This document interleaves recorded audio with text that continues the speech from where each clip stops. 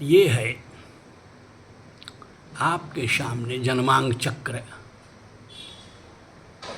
प्रस्तुत है। तुला लग्न का यह जातक है। सप्तम स्थान में ये लग्न हुआ और उस लग्न में मंगल और केतु बैठे हुए हैं। राहु की दृष्टि है। कर्मेश चंद्रमा उसको देख रहा है और तुला लग्न का मालिक जो है लग्नेश शुक्र होता है, जो कि नवम भाव में भाग्य के भाव में अपने मित्र के घर में बुध के घर में बैठा हुआ है। मैं अब अपनी टॉपिक पर आ रहा हूँ।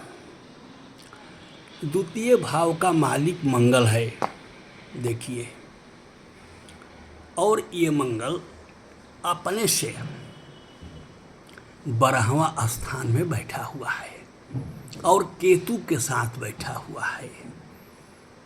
राहु की पूर्ण दृष्टि है उस पर और मंगल की डिग्री 1 डिग्री है। मंगल पूर्णतः पीड़ित है और दूसरी तरह से यह शनिचर बैठे हुए हैं और इस शनिचर की दृष्टि मंगल पर है। यानी शनि की दृष्टि, राहु की दृष्टि, दो पाप ग्रहों की दृष्टि। शनि पापी ग्रह है, राहु पापी ग्रह है और केतु जो है मंगल को चौगुना पापी बन करके मंगल को चौगुना जो है दोष दे रहा है। तो 3 ग्रहों की छाया, शनि की दृष्टि, राहु की दृष्टि और केतु की युक्ति, और 3 पापी ग्रह होते ही हैं, शनि, राहु और केतु, और 2 ग्रहों की दृष्टि और 1 उनके साथ है। शुभ ग्रह की दृष्टि उस पर कोई, चंद्रमा का तो है, 1 चंद्रमा की दृष्टि है। कर्मेश चंद्रमा उनको देख रहे हैं, परंतु चंद्रमा राहु से पीड़ित है, ग्रहण योग बना हुआ है यहाँ। अतः मंगल जो है द्वितीय घर का मालिक है। द्वितीय घर का मालिक धन संग्रह, रिश्तेदार, पैतृक संपत्ति और वाणी का, मुख्य रूप से वाणी का प्रतिनिधित्व करता है। तो इस जातक की वाणी जो है अचानक वाणी के चलते इस जीवन में सारी परेशानियां उत्पन्न हो गई। यानी द्वितीय भाव से रिश्तेदार, मित्रगण पूर्णतः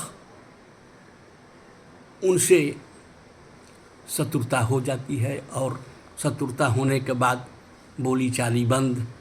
यानी मित्र जो है, कुछ मित्रगण एवं कुछ रिश्तेदार, हितगण, संबंधी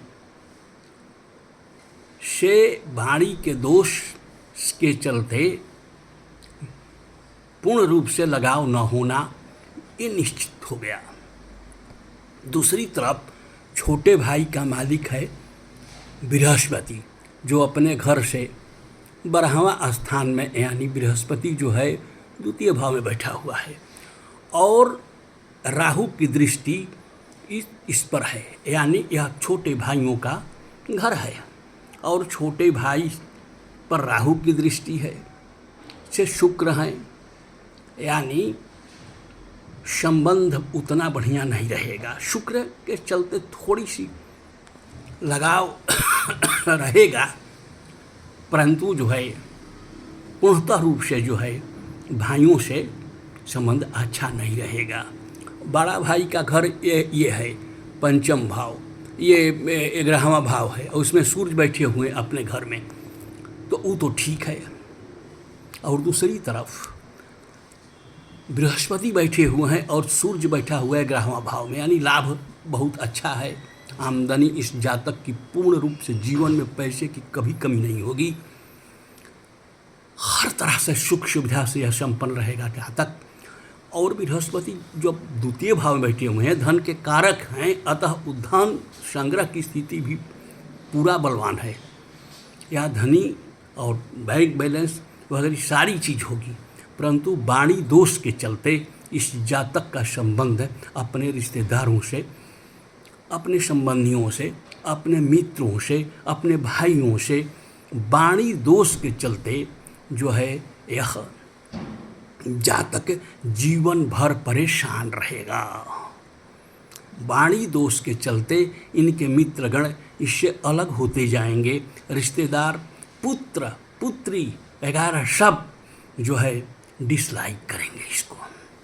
वाणी दोष का प्रभाव अत्यंत इस जातक के अंतर्गत, वाणी दोष के चलते ही यह जातक पवित्र हृदय वाला, यानी क्रोधी स्वभाव का यह है, किसी को कुछ बोल सकता है, बाद में पश्चाताप करता है, परंतु इस वाणी दोष के चलते बहुत जीवन में परेशानियां आएंगी और भीतर से इस जातक को अपनी गलती का महसूस भी होगा और पश्चाताप भी करेगा, क्योंकि यह पवित्र हृदय वाला है, चंद्रमा की दृष्टि है और धार्मिक धर्म कार्य में जुड़ा हुआ व्यक्ति है।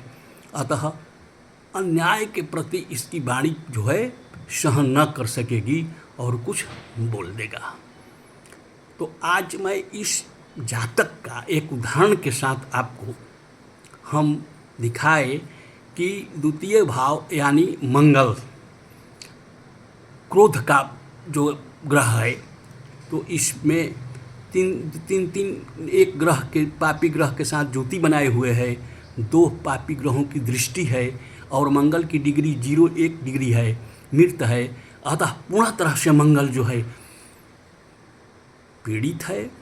अतः यह जातक वाणी दोष के चलते जिंदगी में पूर्णतः परेशान रहेगा। तो आज इन्हीं शब्दों के साथ मैं अपनी वाणी को विराम दे रहा हूँ। नमस्कार।